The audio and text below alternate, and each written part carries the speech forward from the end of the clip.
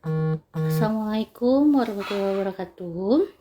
Selamat pagi ayah bunda dan mama papa sekalian. Jadi seperti yang sudah kita janjikan, eh,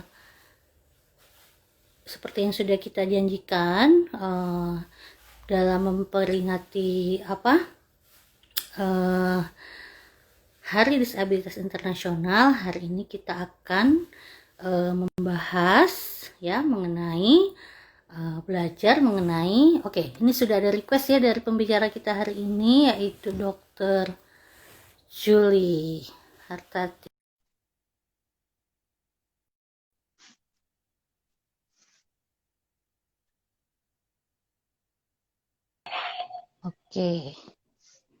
Baik, ini sudah. Halo, assalamualaikum dokter. Warahmatullahi wabarakatuh. Selamat pagi Dokter Nimas. Pagi ayah bunda semua. Pagi dokter. Baik dokter, jadi kita kan tanggal 2 Desember kemarin, tanggal 3 Desember kemarin kan ada acara, ada peringatan Hari Disabilitas Internasional. Jadi nanti dalam bulan Desember ini kita akan bekerja sama dengan Perhimpunan Dokter, yaitu Perdosri, Perhimpunan Dokter Spesialis Rehabilitasi Spesialis Kedokteran Fisik dan Rehabilitasi, untuk maraton nih. Tiap Sabtu kita akan kasih pengetahuan pada semua ayah bunda sekalian kita ya, biar ayah bunda lebih semangat ya dalam mengiringi pertumbuhan anaknya. Betul. Oke, jadi kalau untuk yang hari ini kita kan mau membahas mengenai belajar memahami perkembangan motorik anak. Oke, sebelumnya saya perkenalkan dulu ini pembicara kita hari ini, yaitu Dokter Julie. Silakan Dokter Julie, kenalin dulu kepada ayah bundanya. Terima kasih Dokter Nimas sudah diizinkan bergabung di acara ini. Biasanya Dokter Nimas rutin ya di kliniknya ada acara. Nah, saya sendiri sama Dokter Nimas merupakan anggota dari Perdosri Sumatera 3. Nah, jadi dokter rehabilitasi Sumatera 3 itu ada 4 provinsi nih Mas ya. Kita ada yang di Palembang, ada yang di Jambi, Bangka Belitung ya, sama Bengkulu ya. Nah, jadi saya sendiri berdomisili di Jambi. Nah, Dokter Nimas di Palembang. Jadi di zaman corona ini malah kita bisa sering ketemu ya lewat virtual. Nah, suara saya kedengaran nggak ya? Jelas nggak? Agak. Jelas sih dokter, tapi memang ya, sedikit putus-putus ya. Kedengaran ya. Tapi masih jelas. Terima kasih buat kesempatan untuk di hari ini. Sebenarnya kita ada 4 ya Dokter Nimas ya. Nanti Dokter Merik ya. Ya. Tentang motorik. Ada Dokter Jayadi tentang lagi Dokter Heri ya tentang komunikasi, nanti bicara ya perkembangan ini ya bicara. Nah, jadi mungkin kita pecah-pecah setiap minggunya biar lebih fokus ya Dokter Nimas ya dalam belajar bersamanya. Nah, jadi sebenarnya sih nggak fokus di anak ya, tentang kalau disabilitas itu semua ya Dokter Nimas ya, cuman karena kita memang pengen mengspesifikkan gitu ya, supaya komunitasnya lebih ini pas, karena banyak ayah bunda di sini, maka kita mengambil topiknya anak ya. Oke. Ya. Oke, baik dokter. Jadi rencananya ini kita acaranya 1 jam ke depan ya dokter. Kalau misalnya nanti pembahasan selesai, mungkin saya bisa nanti saya bisa membaca. Ini sudah ada yang ngirim pertanyaannya nih dokter kayaknya, tapi nanti kita lihat kalau ada waktunya nanti kita jawab pertanyaan. Kalau intinya kita mungkin nggak bisa terlalu lama ya, mungkin 1 jam maksimal. Oke dokter, mengenai kemampuan motorik anak nih dok, gimana sih klasifikasinya sebenarnya kemampuan motorik anak itu? Kalau kita membahas tentang anak, kita harus bagi dulu tuh. Kalau untuk pertumbuhan biasanya yang dinilai itu lebih ke fisik ya. Ada berat badan, tinggi badan, lengkar kepala. Nah, untuk perkembangan sendiri biasanya ada kemampuan ya, kemampuan. Jadi perkembangan itu merupakan lebih ke kemampuan anak gitu ya. Nah, jadi kemampuan itu secara garis besarnya juga dibagi komunikasi sama motorik. Nah, untuk motorik sendiri nanti ada secara garis besar kita bagi 3 ya. Yang pertama motorik kasar. Motorik kasar itu biasanya kita membahas tentang otot-otot besar. Yang mana otot-otot besar itu berfungsi mulai dari untuk mengangkat kepala, ya anak nanti belajar duduk, kemudian merangkak, berdiri, berjalan. Kalau untuk yang motorik halus, dia lebih menggunakan otot-otot kecil. Biasanya untuk fungsi tangan, ya. Jadi anak mulai belajar meraih, kemudian melempar, menyusun benda, menggunakan 2 tangannya, memanipulasi benda, begitulah. Nah, yang satu lagi kemampuan oromotor. Oromotor ini lebih fokus ke fungsi makan, menelan, bicara, membahasa. Mungkin nanti saya akan lebih fokus ke yang halus. Ya mungkin itu dibahas ya. Ada dokter Zayadi dokter Zayadi nanti ya. Nah, jadi ayah bunda jangan lupa nih, nanti ditunggu nih pas mengenai ngences, mengenai pola makan pada anak itu nanti ada waktunya nih, minggu ke-3 kalau nggak saya dokter ya. Oke, nanti kita umumkan lagi di Instagram. Oke dokter, berikutnya, jadi kan supaya terdeteksi lebih cepat tuh. Jadi kan kalau misalnya seorang anak mengalami keterlambatan motorik nih dok ya, kan dia semakin cepat diobati atau diberikan tata laksana kan itu akan semakin baik kan dok. Nah, dalam hal itu kan ayah bunda harus tahu gimana sih sebenarnya yang normal itu, perkembangan motorik anak itu yang normal tuh gimana sih sebenarnya kan, supaya bisa melihat, oh kira-kira anak saya ini terlambat atau tidak gitu kan dok.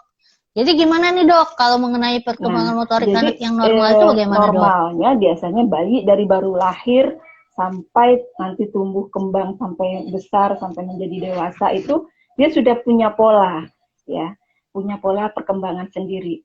Pola itu tahap awal itu dia bersifat acak, ya, bersifat acak. Kemudian bayinya mencoba-coba, trial and error.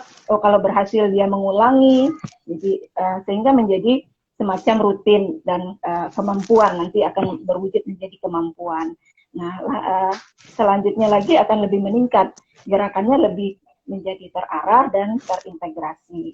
Nah, kita yang berhubungan dengan pasien-pasien anak cukup terbantu dengan adanya beberapa guidelines ya, Dr. Dimas ya, ada milestone, ada Denver ya, ada beberapa pemeriksaan atau tools lah yang bisa kita pakai.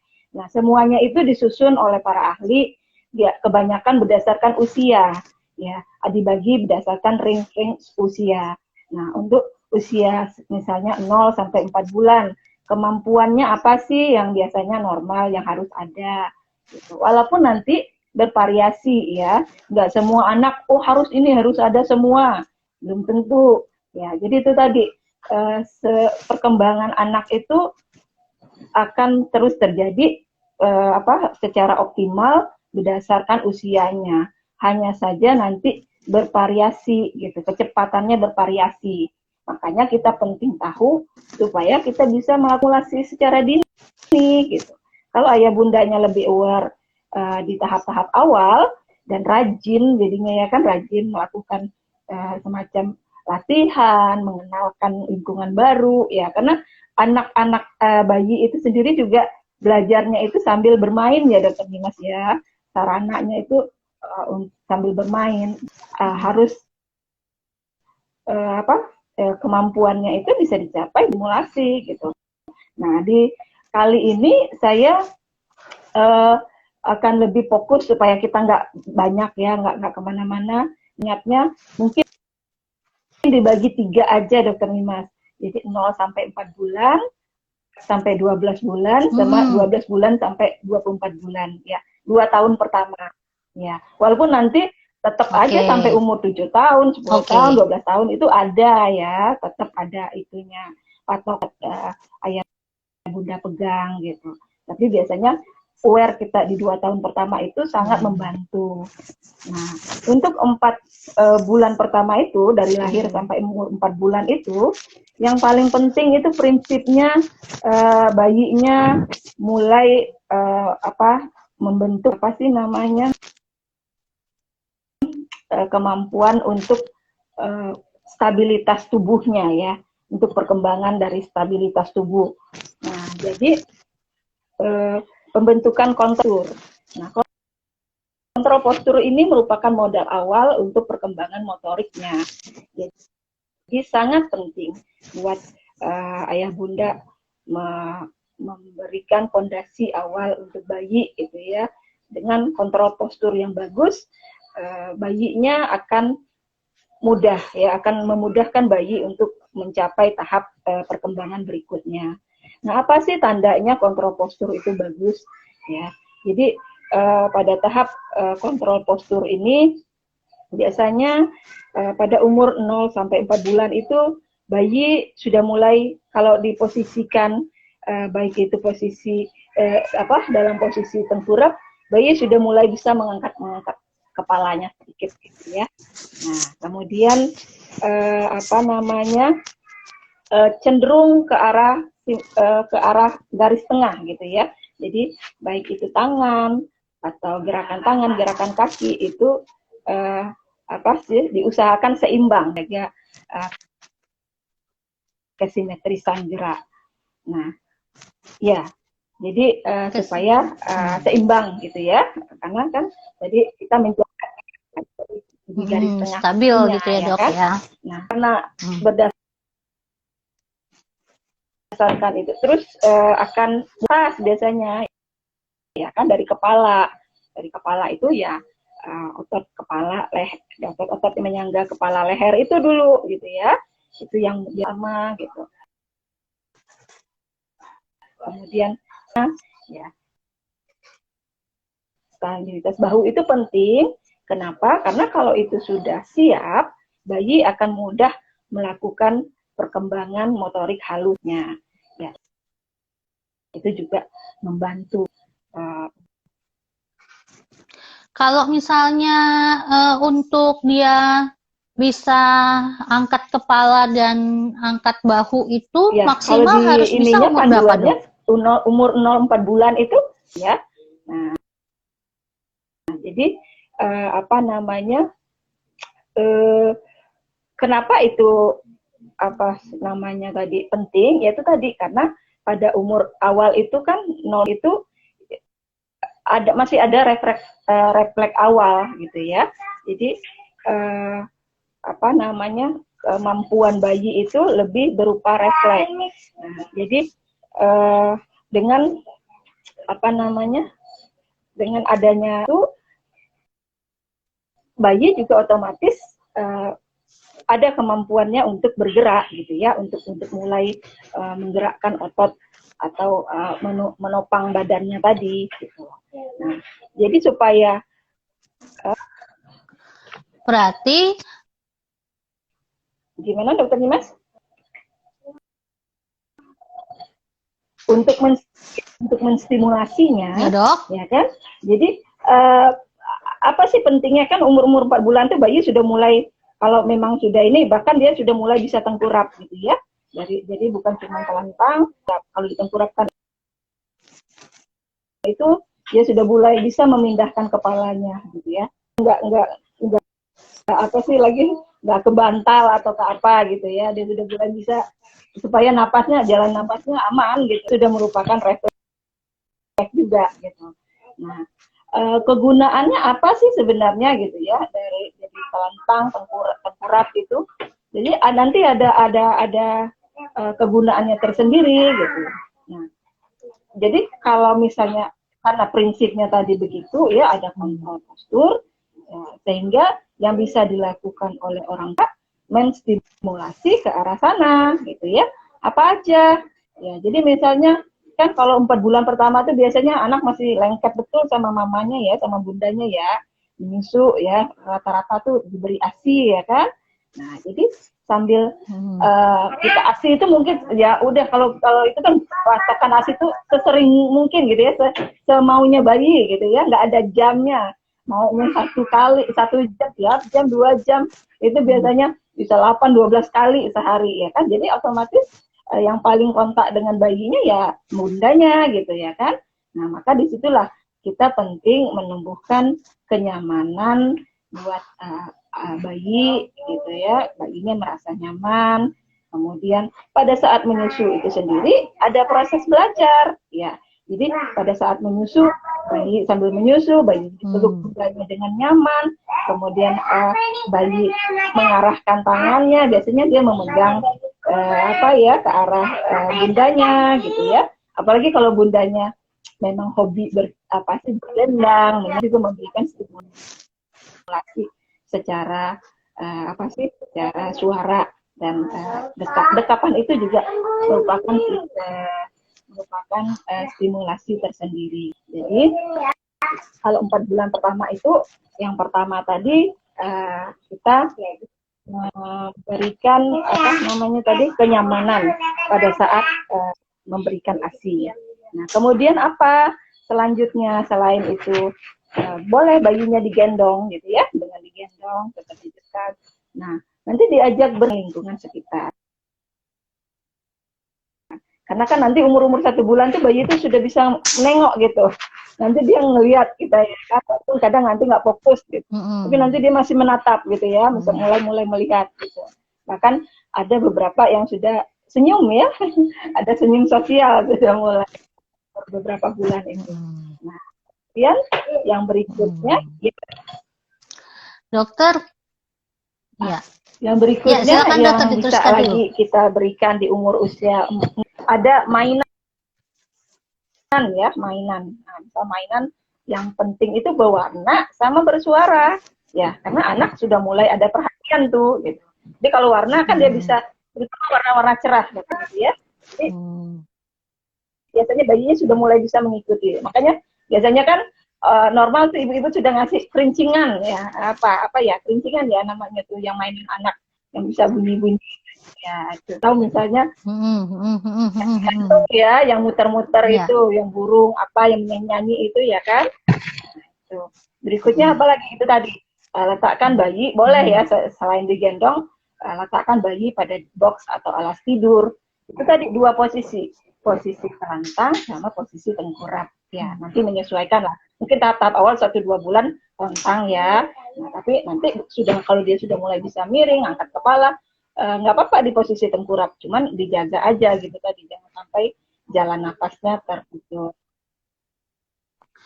Berarti dokter boleh mulai ditengkurapkan itu umur bulan ketiga berarti ya, dok ya? Karena kan tadi range-nya 0-4 bulan. Ada 1-2 bulan juga anaknya sudah mulai ngangkat kepala ya kan, kalau cepat gitu ya. Nah, jadi fungsinya apa sih? Dalam posisi telentang ya kan yang menjadi fiksasinya gitu ya, menjadi ininya punggungnya ya kan. Jadi posisi telentang itu dia menguatkan otot-otot perut. Kenapa? Karena tangan kakinya bergerak-gerak ya kan. Bayi kan jarang ya. Kalau zaman dulu orang suka dibedung karena katanya takut capek anaknya. Nah, padahal kan dengan dia bergerak pasti tangan, kaki itu sebetulnya dia juga menguatkan otot-otot perutnya gitu ya, melatih juga gitu. Nah, kalau untuk posisi tengkurap apa sih? Ya, posisi tengkurap kan dia fiksasinya di perut ya. Jadi gunanya apa? Jadi menguatkan otot leher, otot pinggul, sama otot punggungnya secara keseluruhan, gitu ya. Karena itu tadi untuk supaya harus seimbang antara depan dan belakang, ya kan? Otot perut sama otot punggung. Ya kan? Itu di 4 bulan awal. Berarti Bunda, kalau misalnya udah umur 6-7 bulan, anak belum bisa angkat kepala, itu warning berarti ya dokter? Iya. Harus segera dibawa ke fasilitas kesehatan ya terdekat. Kan? Harus dicek dulu ke yang bisa inilah ya, yang ada ke apa kompetensi lah dokter Mas ya, yang bisa banyak ya dokter anak. Dokter anak misalnya ya, kan? Ya dok ya. Yang, kalau misalnya jauh, misalnya kami ada spesialis gitu ya kan, nggak masalah ke bidan gitu ya, ke dokter umum, ya, tenaga kesehatan lain yang ada gitu. Karena betul, biasanya dokter. Itu tadi semua kita tuh sudah dibekali dengan yang range normal tadi gitu. Jadi pada rata-rata bisa mengenali tahap awal gitu ya, walaupun nanti seberapa gimana ininya kan harus berdasarkan diagnosa ya untuk terapi yang tepat gitu ya kan. Ya. Nah itu kalau di 4 bulan pertama. Nah berikutnya ada sih yang membagi lagi kecil-kecil gitu ya, tapi secara keseluruhan di setahun pertama lah ya, 4-12 bulan. Di 4-12 bulan itu masih meneruskan terang kontrol tadi ya, jadi kontrol postur tadi, lebih diasah, lebih dilatih. Kontrol batang tubuhnya ya dok ya, dari leher sampai ke panggul kan? Ya dokter itu tadi, ya. itu fondasinya ya, ibaratnya rumah apa ya, fondasi dasarnya ya. Jadi kalau itunya kuat, ya mudah-mudahan perkembangan tahap selanjutnya akan lebih mudah gitu. Jadi di tahap 1 tahun pertama itu tetap itu yang dilatih, diasah ya. Namun nanti umur 6 bulan kan anak tuh biasanya kalau yang cepet udah mulai mau duduk aja itu ya kan, udah mulai narik badan dia, baik dari posisi tengkurap atau posisi telentang, dia udah mulai miring ya kan, mengangkatkan badannya supaya ke arah duduk gitu ya. Nah pas ke arah duduk ini akan lebih, kan kalau dia duduk keuntungannya lebih ada lagi, ya kan? Jadi secara visual, posisi duduk sama baring itu lebih luasan duduk, ya. Makanya kadang kita kalau anak datang di usia udah harusnya duduk, belum bisa duduk, kita anjurkan ke orang tuanya harus difasilitasi supaya bisa duduk, gitu ya kan? Disiapkan alat-alatnya, kursi bantu kah, mau ditopang. Umurnya berapa tuh dok? Biasanya mulai dari 6 sampai 8 bulan ya dokter Mas ya, yang harus ada, udah mulai kebanyakan ya, yang normal itu sudah bisa duduk. Nah, jadi kalau memang belum ada terutama kemampuan, karena itu tadi sebenarnya perkembangan motorik itu cerminan dari maturasi otaknya ya, apa maturasi itu kematangan otaknya ya dokter Mas ya. Jadi kan sebenarnya ada apa sih apa ya namanya itu ya, kalau apa yang refleks itu loh dokter Dimas, yang ada yang spinal, brain stem, yang itu. Nah jadi sebenarnya kenapa sih di umur sekian ngangkat kepala, kenapa sih umur sekian dia bisa gitu ya, karena itu berhubungan dengan perkembangan kematangan otaknya sendiri gitu. Jadi motorik itu sendiri cerminan sebenarnya gitu ya. Makanya dan itu yang bisa diawasi orang tua gitu ya kan. Kalau misalnya kita secara khusus maturasi otak itu ada pemeriksaannya, tapi kan tidak semua bisa melakukan. Nah, tapi kalau orang tua ditanya, anaknya bisa duduk, bisa ngangkat kepala, pasti tahu ya kan.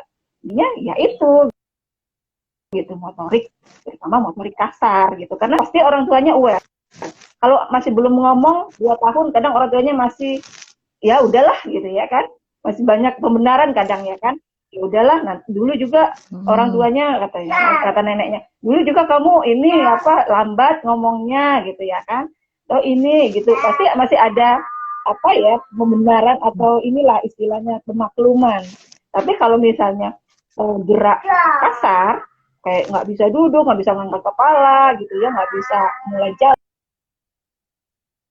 lebih lebih cepat ini ya gitu ya, lebih cepat ini anak saya kok belum bisa ya gitu ya kan.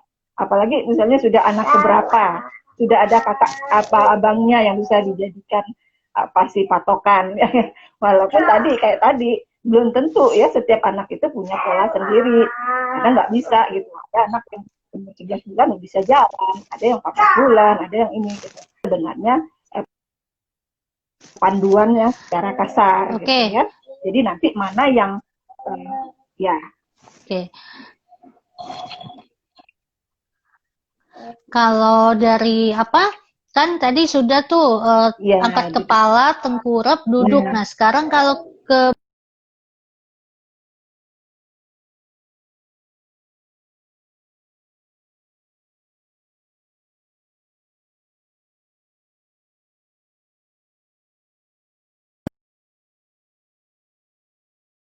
Mas di saya agak terjeda. Gimana? Kedengaran nggak? Agak sinyal ya kayak ini ya.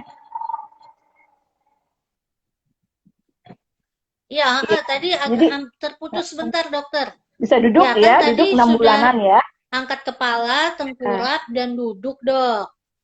Nah, sekarang kalau berdiri itu, jadi kalau dia duduk itu sendiri fungsinya untuk menyiapkan organ untuk berdirinya, ya panggulnya ya, kematangan dari panggul dan tulang belakangnya, ya. Umur 10-11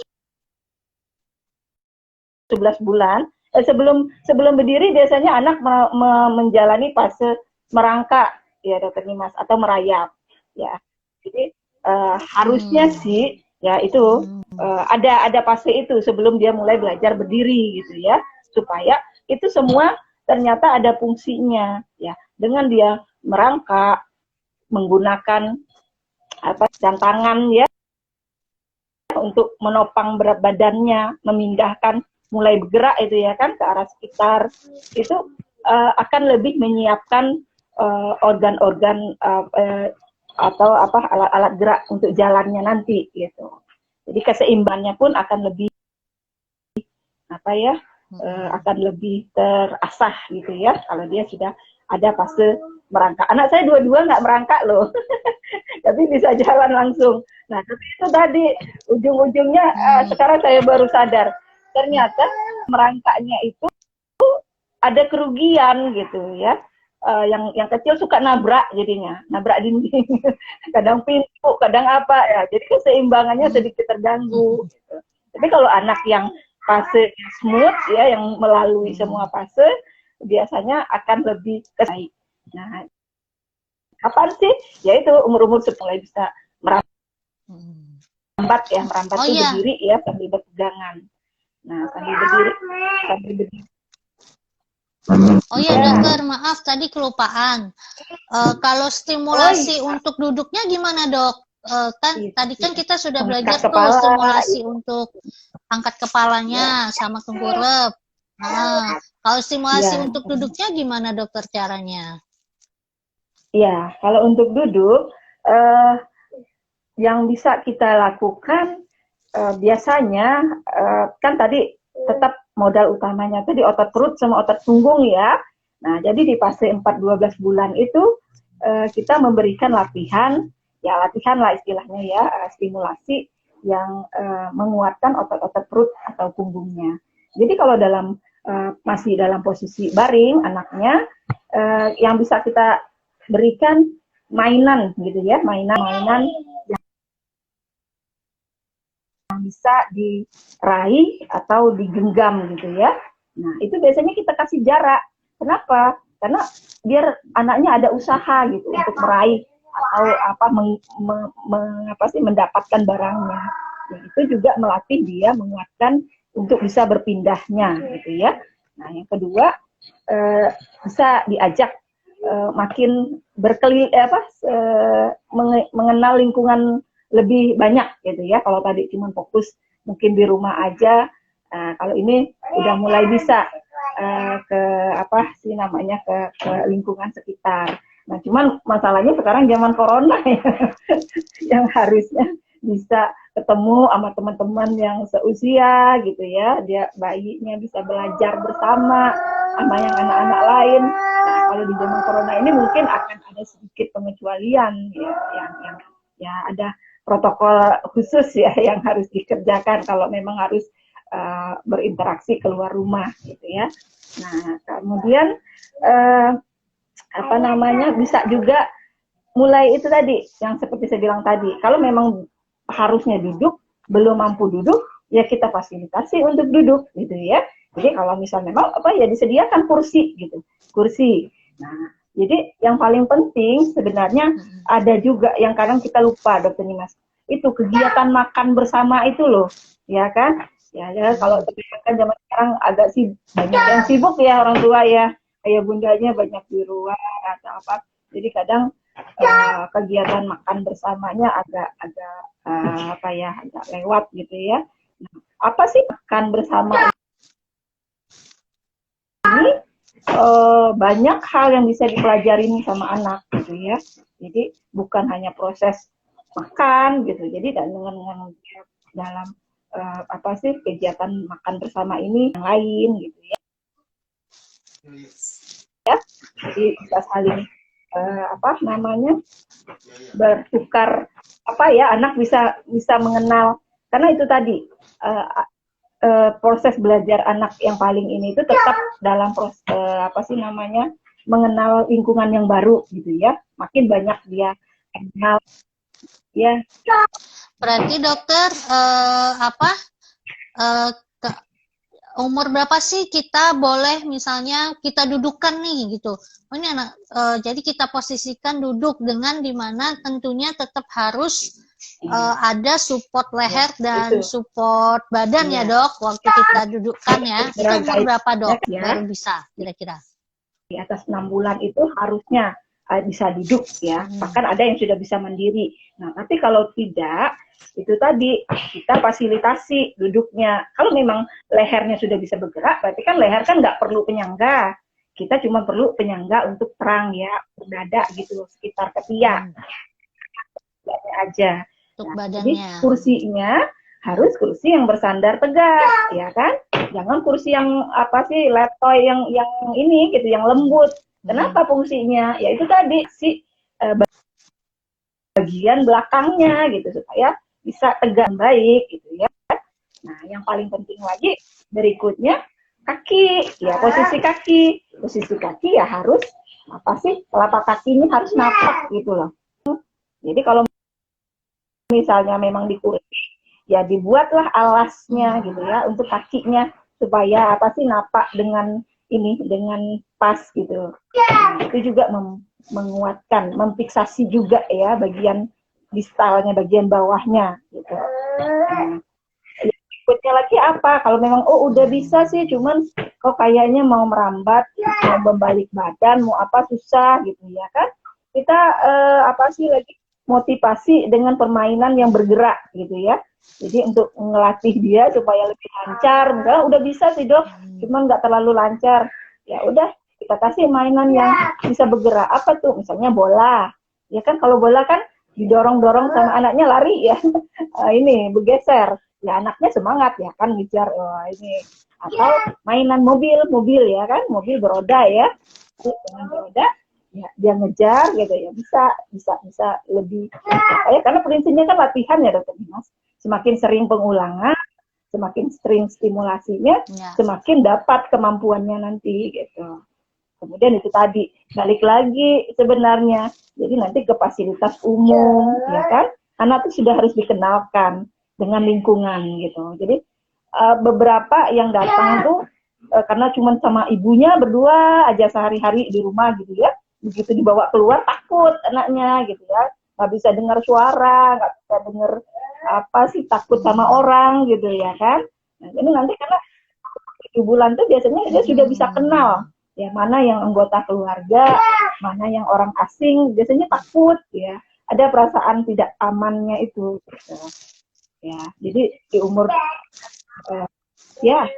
Oke, dokter, ini udah hampir 40 menit loh dok, bisa nggak kita langsung ke berdiri dan jalan dok? Ya, jadi yang ke berdiri dan perjalannya kapan kira-kira? 24 bulan itu ya, jadi dia fokus mulai berambat jalan tadi ya, beberapa dengan tanpa bantuan. Bahkan ada yang 1-2 tahun itu sudah lancar naik turun tangga. Cuman yang harus diperhatikan tetap aja faktor keamanan ya. Nah, jadi dan kemudian eksplorasi dari tangan, Dokter Nimas. Karena kalau misalnya tangan itu apa sih namanya, kemampuan motorik halus itu biasanya mengikuti motorik kasar gitu ya. Jadi nggak bisa langsung ibunya pengen anaknya pandai pegang krayon gitu ya, sementara ya postur tubuhnya sendiri belum bagus gitu, belum bisa duduk benar gitu ya.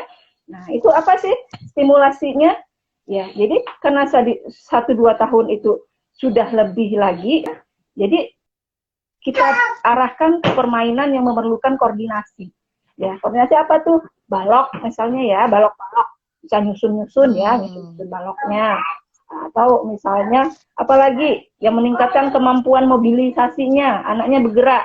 Jadi bisa sama ibu apa ayahnya gitu ya. Nanti lempar-lempar bola gitu ya, saling lempar. Jadi orang tua ngelempar, anak ngambil, anak ngelempar, orang tua ambil gitu ya. Itu juga sama eksplorasi. Udah mulai tuh melambat. Nanti dia dorong-dorong kursi gitu ya. Dorong kursi ke sekitar. Nah, kadang ada orang tua yang overprotective ya. Anaknya bergerak dikit, jangan, itu jangan, ini gitu.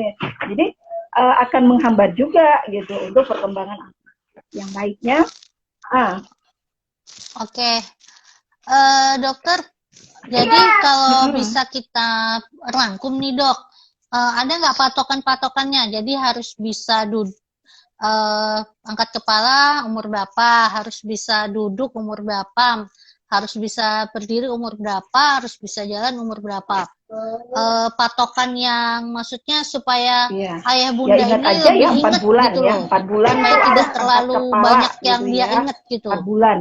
4 bulan. 6 bulan paling lama. Terus 8 bulan lah ya duduk gitu ya. Duduk di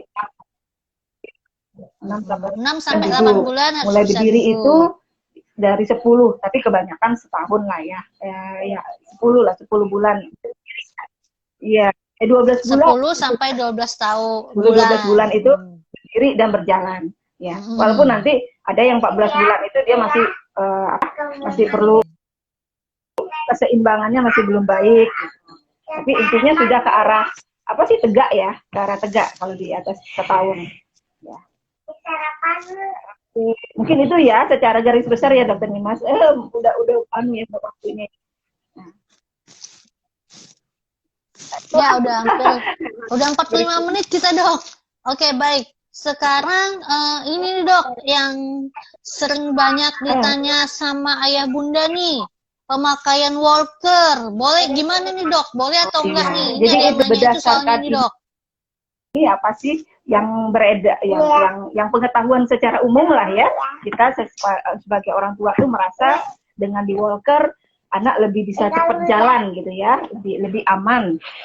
Dia bisa berdiri, kemudian bisa bergerak sendiri tanpa dipegang gitu ya.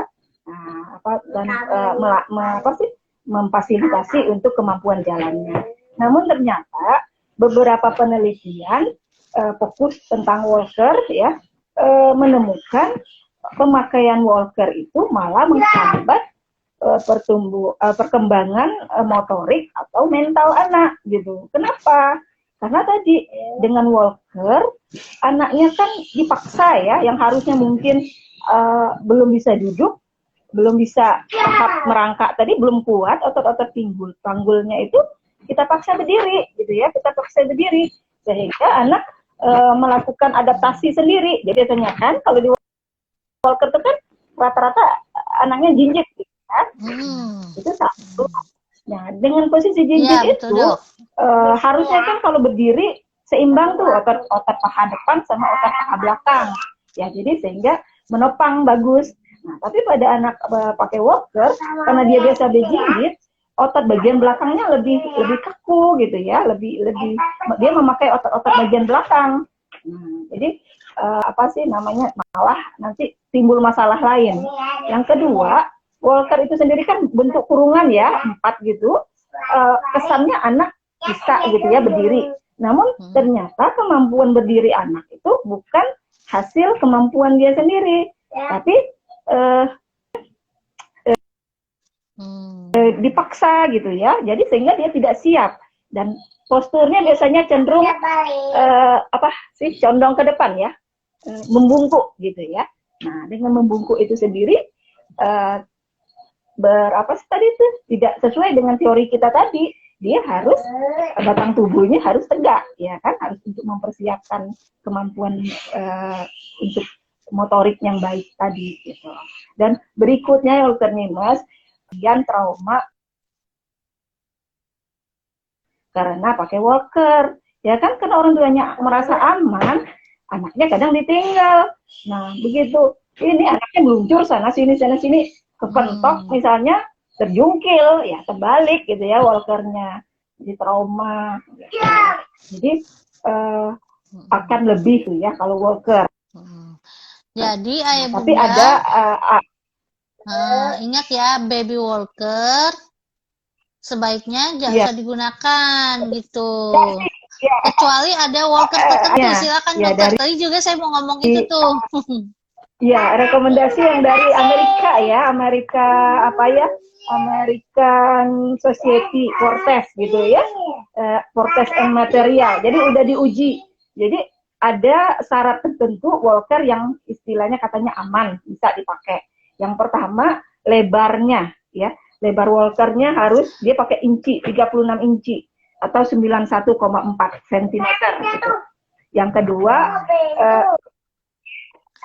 atau gini nih dok, biar lebih mudahnya dok, kalau misalnya seseorang anak, atau gini deh dok, lebih mudahnya, kalau seorang anak mau pakai walker, itu harus resep dari seorang dokter spesialis rehabilitasi medik gitu. Jadi syaratnya memang ada. Jadi gini, nanti jangan sampai nih gara-gara dibilang baby walker nggak boleh, nanti kita kasih resep walker, ayah bunda menolak gitu. Nah, maksud di sini yang tidak diperbolehkan itu adalah baby walker yang dijual di pasaran yang bulat itu. Nah, tapi ada anak-anak tertentu yang dengan, balik lagi nih, seperti tema kita, disabilitas ya dok. Ada anak-anak tertentu dengan disabilitas yang memang mewajibkan dia menggunakan walker. Karena kalau nggak pakai walker, dia tidak bisa berdiri maupun berjalan. Nah, walkernya ini walker khusus ya dokter ya.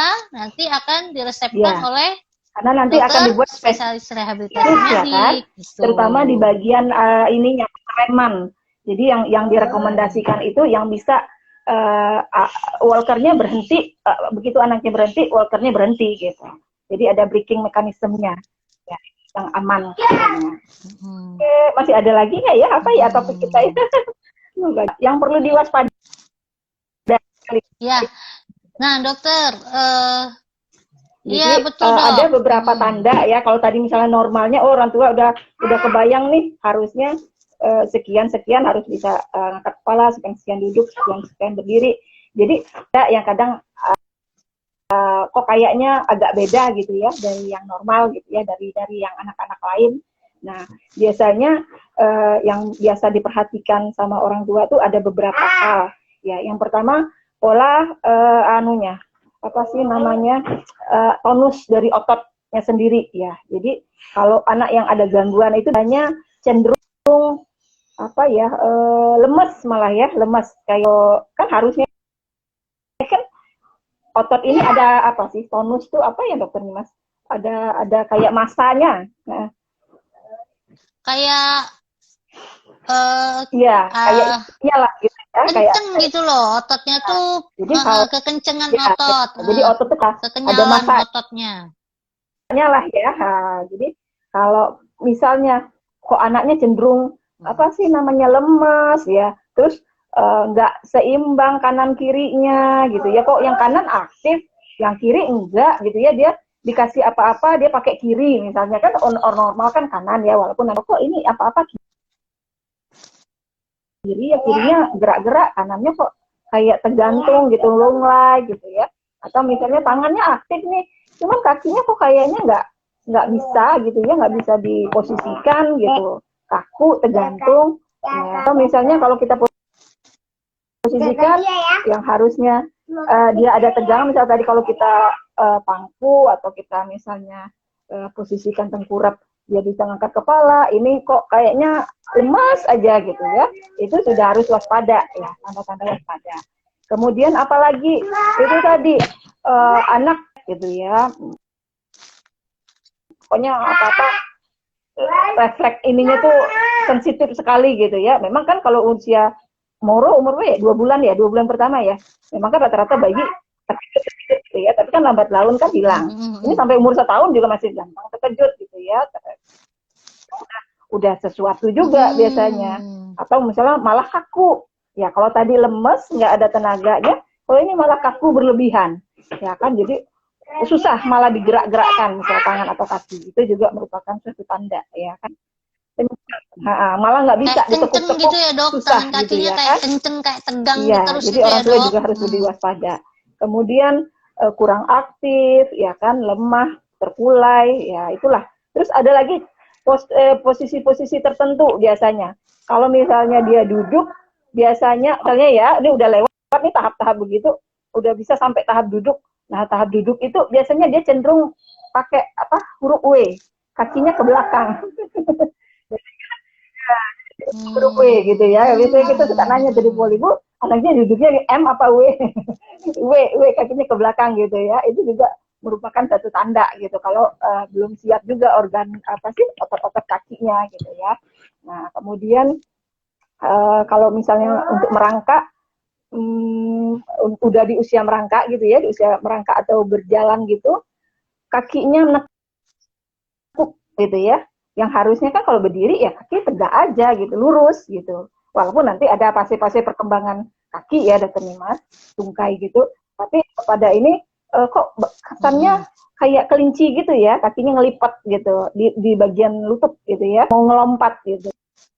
Nah itu juga suatu tanda juga yang harus diperhatikan. Iya, Atau atau misalnya jalannya kayak gunting ya dokter, misalnya jinjit kayak ya, jinjit menggunting. yang harusnya udah napak bagus, ini dia kok kayak berjinjit ya kalau jalan gitu, kayaknya nggak bisa. Kan normal kan kaki ada gerakan itunya ya, naik turun gitu ya kalau berjalan. Nah ini dia cuma menggunakan otot-otot kaki bagian depannya aja gitu, jadi kayak berjalan dengan jari-jari gitu ya. Itu juga merupakan suatu tanda yang harus diperhatikan ya.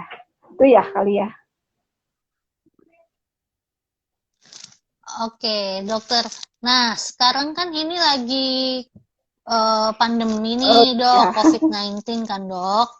Nah, ada nggak sih, dok, tips buat ayah bunda sekalian yang memiliki anak dengan disabilitas untuk di rumah tuh gimana sih? Apa aja yang dia harus lakukan di rumah selama di rumah aja ini gitu?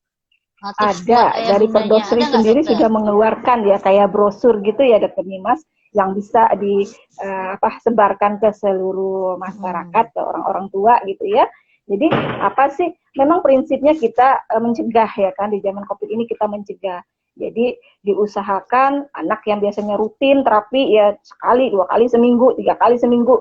Nah kalau pada masa awal-awal ini yang kita belum tahu gimana kondisi di lapangan di rumah sakit, biasanya kita tetap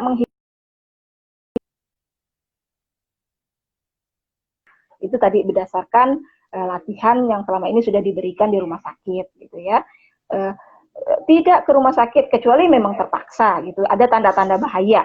Apa sih tanda-tanda bahaya yang harus, oh ini memang anaknya harus dibawa ke rumah sakit nih gitu ya. Misalnya anak demam gitu ya, ada gejala batuk, pilek, sesak, kemudian anaknya ada kejang, penurunan kesadaran gitu ya. Itu ya mau nggak mau kan tetap harus dibawa ke rumah sakit. Nah, tapi kalau di luar itu yang memang cuma latihan rutin, yang misalnya latihan yang biasa udah berapa bulan gitu di ini kan ya kalau bisa sebisanya orang tua memang bisa melakukan, silakan lakukan di rumah. Nah, terus ada lagi beberapa, yaitu tadi pertama untuk pencegahan infeksinya sendiri, biasanya kita mengurangi aktivitas keluar rumahnya, baik itu ke fasilitas kesehatan atau ya sekedar jalan-jalan gitu ya kan. Jadi kalau memang tidak terpaksa sekali, ya di rumah aja gitu. Ya di rumah aja itu apalagi sih ya itu sering-sering cuci tangan ya, tetap aja protokol itu ya. Jadi cuci tangan dengan air mengalir, kemudian berjemur ya. kalaupun terpaksa keluar rumah, pakai masker, hindarin rame-rame gitu ya, jangan pas ada rame-rame malah kumpul ke situ ya kan. Kemudian jaga jarak, tetap ya jaga jarak, masker, hindari kerumunan. Cuci tangan tadi penting sekali. Setiap mau makan, setiap dari luar selalu cuci tangan. Kalau perlu bahkan mandi ya kan. Nah, yang berikutnya apa? Jaga pola hidup sehat. Pola hidup sehat apa? Cukup makan minum seimbang gitu ya, gizi seimbang, cukup tidur istirahat ya kan, kemudian minum vitamin, air putih ya. Jadi jaga aktivitas ya. Jadi tetap penting kita menjaga aktivitas. Jadi jangan mendang di rumah dikasih ini nonton ya kan, main nonton HP ya, melulu ya kan, jadi kurang gerak. Nah, kurang gerak itu juga mengurangi kebugaran ya. Ya, jadi tetap prinsip infeksi kan jaga imunitas ya, jaga imunitas itu salah satunya dengan bergerak aktif gitu. Tapi ya itu tadi ada caranya. Nah berikutnya apa lagi sih?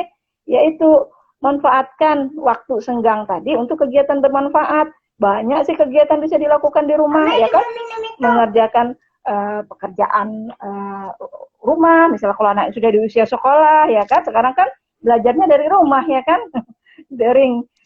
Kemudian mungkin membaca cerita ya, membuat gambar ya, semua permainan-permainan membutuhkan aktivitas fisik ya, baik itu fisik maupun kreativitas ya kan, misalnya membuat origami ya, misalnya olahraga, kami malah olahraga badminton keluarga ya kan, di rumah ya, di tempat-tempat yang memang inilah gitu ya, yang tetap kita perhatikan.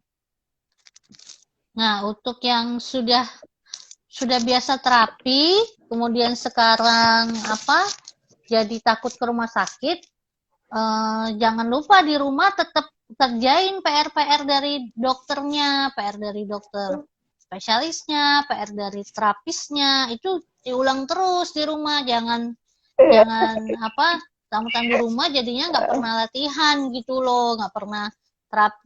Kan mamanya juga pasti sudah kita pandu kan, kalau misalnya yang dari biasa terapi di rumah sakit atau di klinik kan, ayah bunda kan pasti ada PR-nya. Nah itu dikerjain. Bahkan gitu, sekarang dokter Dimas tuh banyak ya dokter yang membuka konsul via ini ya, online ya, telemedicine. Mungkin ada ini ya sedikit namanya keringanan ya. Kalau memang kok kayaknya orang tuanya kok nggak ini ya, rasanya masih nggak yakin gitu ya, masih ini ya, boleh aja ya, telepon, SMS, WA ya kan, tapi kayaknya lebih terbuka ya untuk zaman ini. Ya. Nah dokter, ini kan ada yang nanya nih, jadi anaknya itu sebenarnya pertanyaannya ada beberapa nih dok, tapi ada yang sudah nanya mengenai hiperaktif dan konsentrasi. Itu nanti ya ayah bunda, kalau soal konsentrasi hiperaktif itu nanti pas minggu keempat sama saya, gangguan sensoris, iya. Terus juga banyak juga nih yang nanya soal oromotor, soal mulut, menelan, ngeces, banyak nih yang nanya. Nanti juga ya ayah bunda, belum itu batas. Itu nanti minggu ketiga ya dok ya, minggu ketiga sama dokter Zayadi itu ya. Cek aja di klinik itu ada jadwalnya kok bunda, sudah ada. Nah jadi kalau untuk pertanyaan-pertanyaan yang memang tidak ada hubungannya dengan motorik, saya tidak bacakan ya bunda. Nah ini ada yang nanya nih dokter, jadi dia itu dulu pernah terapi di rumah sakit sama di klinik.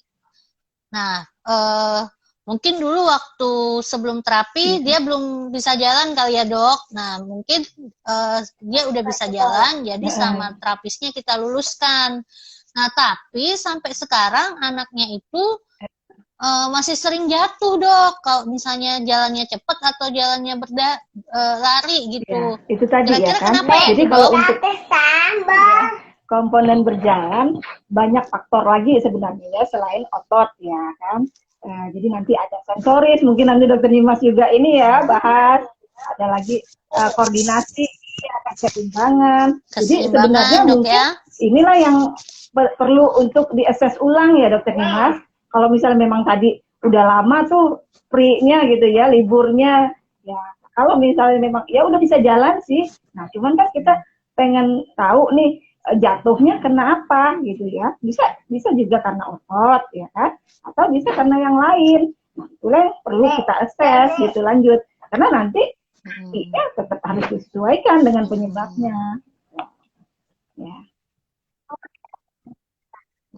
Jadi ada juga Bunda kelainan otak itu, bukan kelainan otak ya, ya memang masalahnya juga di otak. Dia tuh kekuatan ototnya bagus semuanya, tapi dia ada juga masalah di koordinasi, ada masalah di keseimbangan, ada istilahnya tuh dispraksia. Dispraksia tuh dia kayak apa? Bingung mau pakai kaki yang mana dulu untuk walaupun otot semuanya bagus gitu loh Bunda. Jadi memang ada penyakit-penyakit tertentu yang jalan udah bisa tapi masih suka jatuh atau misalnya koordinasinya kurang.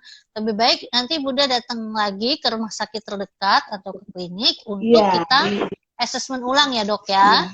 Karena ini lebih spesifik. Biar lebih pas ya kan, walaupun nanti stimulasi yang umum tadi sih boleh aja ya kan. Jadi kan tetap aja kalau dia udah pakai kaki, menguatkan otot-otot kaki, ya saya sih kalau prinsip, udah Bu ajarin tendang bola, main apa sih sepeda, ya kan? Pokoknya yang menguatkan otot-otot kaki.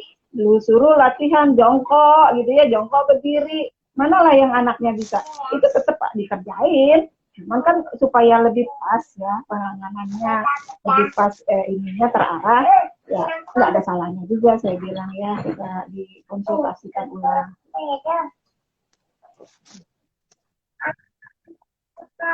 Oke, dokter.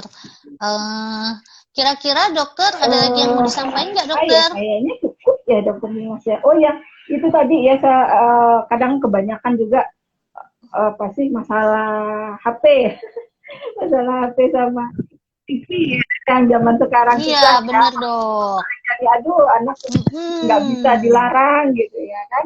Jadi yang perlu diperhatikan orang tua waktu ya kali ini Mas ya, harus tetap dibikin apa sih perjanjian ya dengan anak, ada waktu maksimal ya, itu berdasarkan umur. Bahkan kalau bayi benar ya jangan dikontakkan gitu ya, jangan dikasih gitu. Tapi kalau misalnya memang sudah ini ada perjanjian yang harusnya bisa ya. Anak itu sebenarnya kadang kalau kita memang bisa bernegosiasi dengan bagus, mereka menerima gitu ya kan. Jangan cuma dilarang tapi nggak dikasih alternatif. Ya itu tadi. Jadi alternatifnya apa? Ya diajak bermain yang lain. Ya, kadang kan kita kasih HP karena kita nggak mau diganggu. Kita pengennya udah ini ya, biar diem gitu ya, biar nggak ini kita. Karena anak kan cenderung, Umi kita mau ini gitu ya kan, kita nggak bisa ngapa-ngapain, makanya kita kasih HP ya kan ya. Tapi ya itu tadi ruginya HP itu banyak ya, TV juga gitu ya yang berhubungan dengan ini.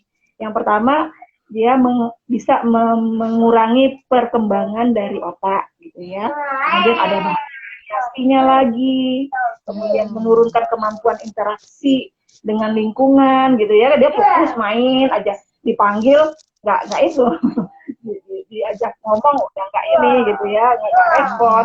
Kemudian lebih pemarah biasanya ya kan, temperamental anaknya.